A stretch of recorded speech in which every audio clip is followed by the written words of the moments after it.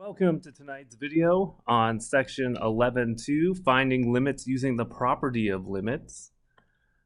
All right, so the first thing we're going to talk about is the limit of the constant function.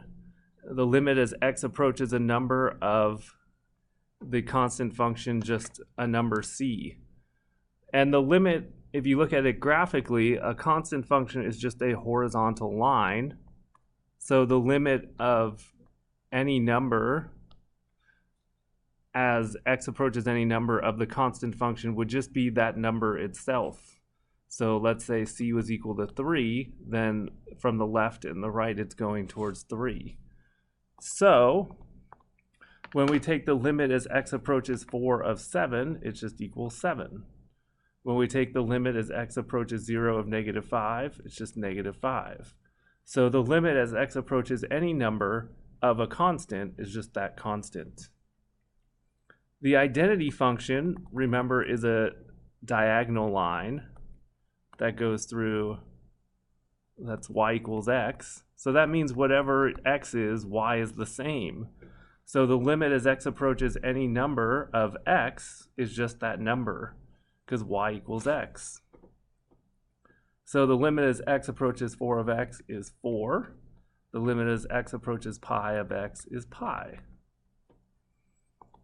So the limit of a sum, you can split it up into two limits. The limit here as x approaches 4 of x plus the limit as x approaches 4 of 9.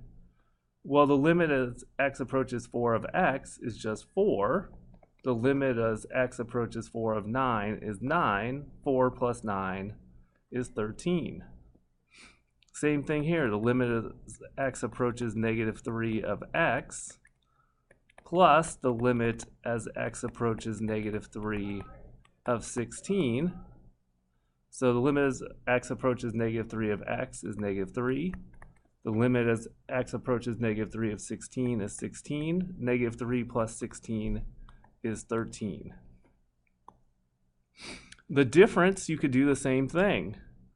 So the limit as x approaches 5 of 12 minus the limit as x approaches 5 of x. Well, the limit as x approaches 5 of 12 is 12.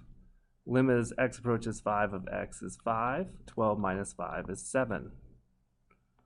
The limit as x approaches 14 of 19 minus the limit as x approaches 14 of x. Well, the limit as x approaches 14 of 19 is 19, minus the limit as x approaches 14 of x is 14. 19 minus 14 is 5. Same thing with a product. You can multiply the two limits. The limit as x approaches 5 of -6 times the limit as x approaches 5 of x. So this gives you -6 times 5, which is -30. For the next one, the limit as x approaches 7 of -10 times the limit as x approaches 7 of x. So you have -10 times 7, which is -70. So here are some ones to practice that have combinations. So you could do the limit as x approaches -3 of 7 times the limit as x approaches -3 of x minus the limit as x approaches -3 of 4. So you have 7 times -3 minus 4, which is -21 minus 4, which is -25. For the next one, this one's the limit as x approaches 5 of 6 times the limit as x approaches 5 of x times the limit as x approaches 5 of x again, because x squared is x times x. So 6 times 5 times 5 gives you 150. All right, try the next two on your own and see how you do. The limit as x approaches 5 of 3 times the limit as x approaches 5 of x minus the limit as x approaches 5 of negative 7. So you got 3 times 5 minus 7. 15 minus 7 equals 8. So for the next one, the limit as x approaches 3 of 8 times the limit as x approaches 3 of x times the limit as x approaches 3 of x. So it's 8 times 3, which is 72.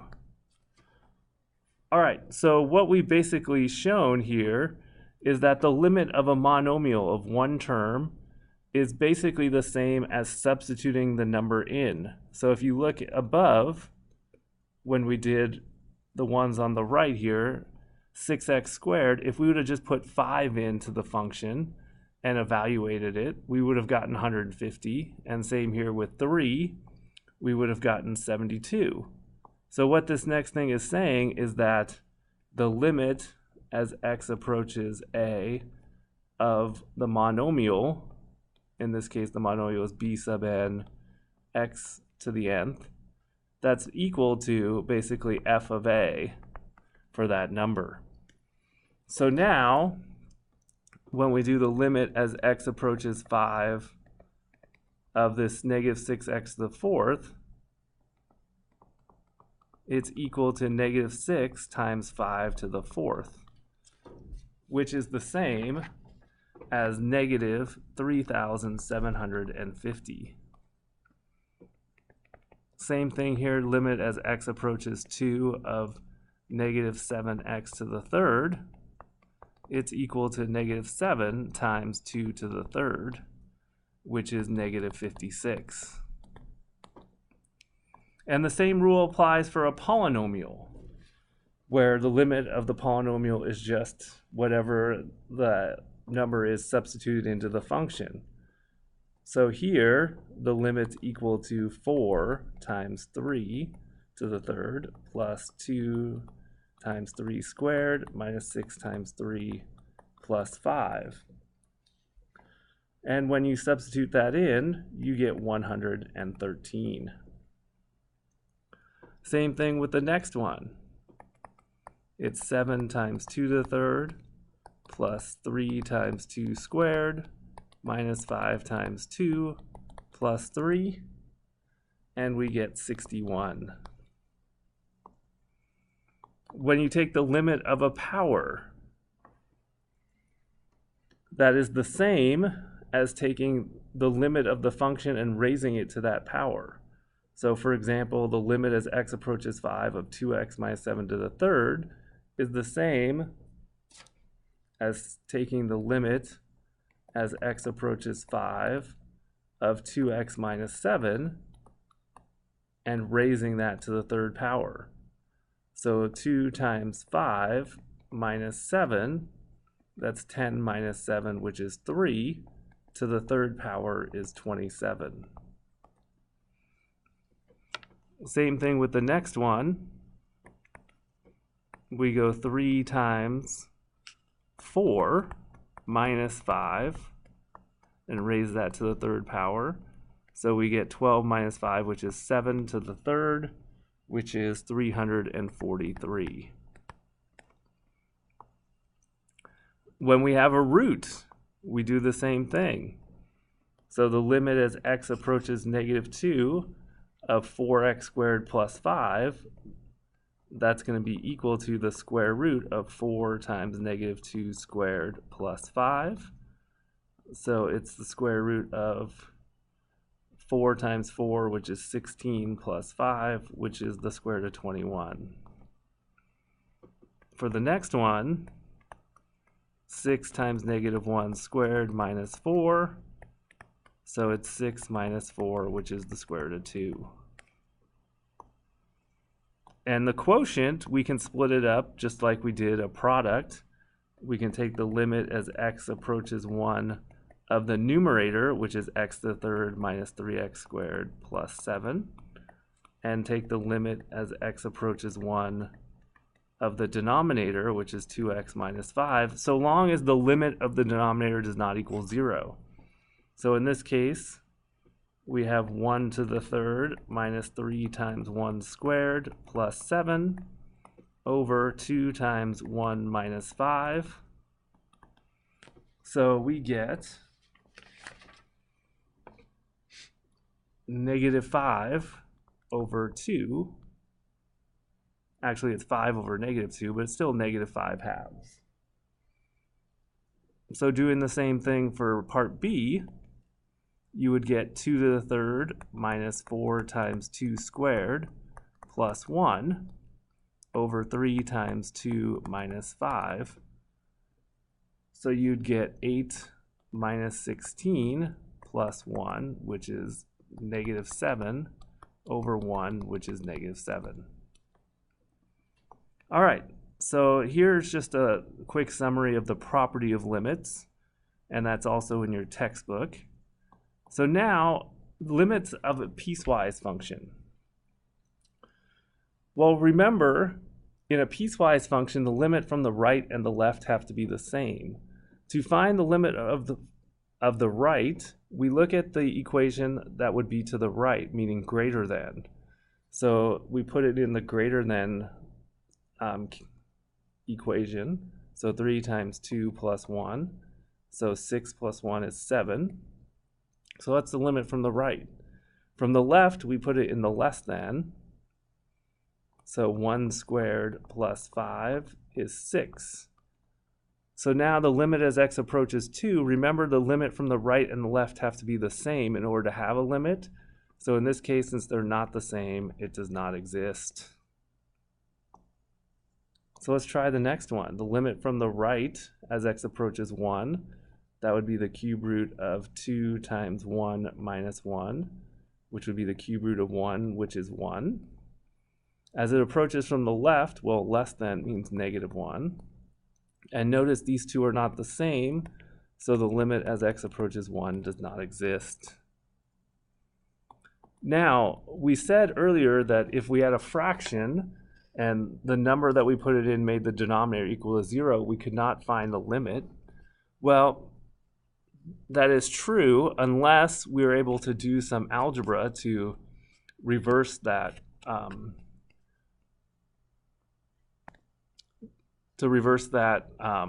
denominator.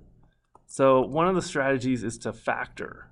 So here x squared minus x minus 6 is x minus 3 and x plus 2. Here the denominator is still x minus 3, and notice you can cancel. So you have the limit as x approaches 3 of x plus 2. So now I can substitute it in. 3 plus 2 is equal to 5. So that is the limit as x approaches 3. This one is the same problem. But let's just say, for the sake of it, that we changed it. We'll change the numerator to x plus 2. So notice if we factor, we get x. Actually, that doesn't work. We'll make up a new problem. Limit as x approaches 1 of x squared plus 2x minus 3 over x minus 1. So notice if you factor, you get x plus 2, sorry, x plus 3 and x minus 1. So notice the x minus 1's cancel, so you have the limit as x approaches 1 of x plus 3, which is 1 plus 3, which is 4. So that's how you can factor to cancel out the denominator in order to find the limit of a fraction. Another thing that you can do is if there's a radical in the denominator is to rationalize the numerator by multiplying by the conjugate. See, if I put 0 in here, it wouldn't work, but if I multiply by the conjugate of the numerator, the square root of 4 plus x plus 2, I have to do that numerator and denominator.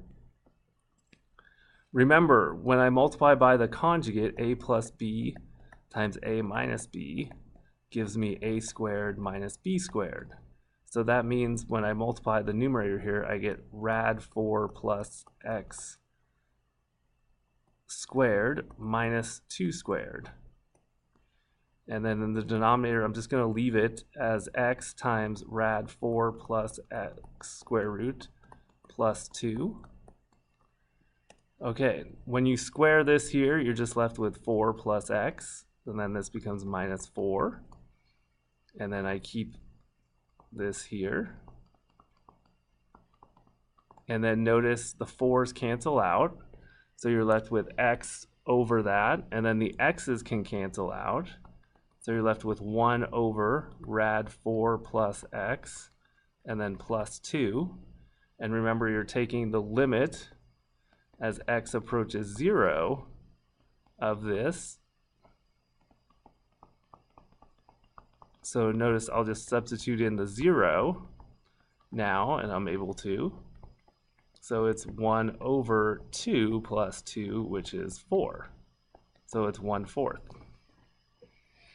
I can do the same thing with the next one. Multiply by rad 9 plus x plus 3.